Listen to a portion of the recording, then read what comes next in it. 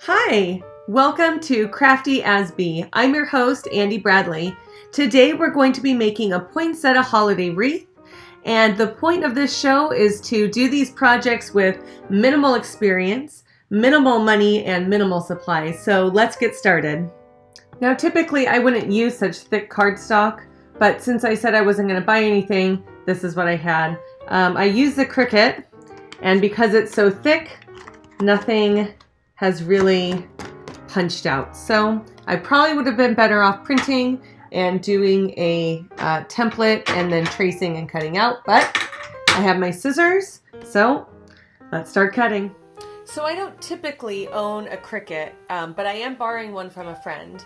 However, if you don't have a Cricut, feel free to print out a template from the internet and print it out and make your own. I'll show you the one that I used. I ended up having to cut about 7 of these altogether. Right, I am very slowly getting these cut out.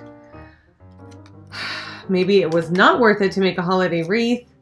So far I have one that came out okay. You can see where the paper's kind of messed up a little bit, but I'm going to keep going. I'm determined to do this. I'll check back in a minute.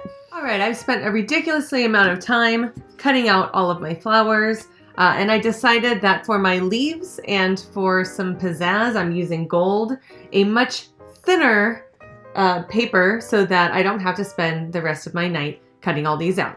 I decided to go with a different template for my leaves for a little bit variation.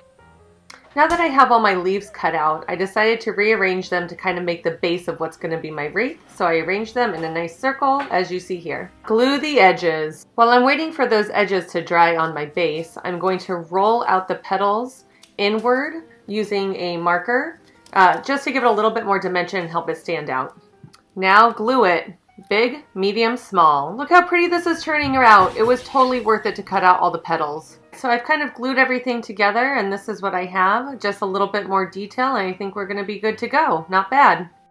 Alright, so what I didn't anticipate is that the paper is not really thick enough to hold its shape in a circle once I had everything glued together. So I think to fix the problem, I'm going to use a piece of black cardstock paper and put it on the back and then glue the wreath around it so that it has something a little bit more stable to hold it together. So I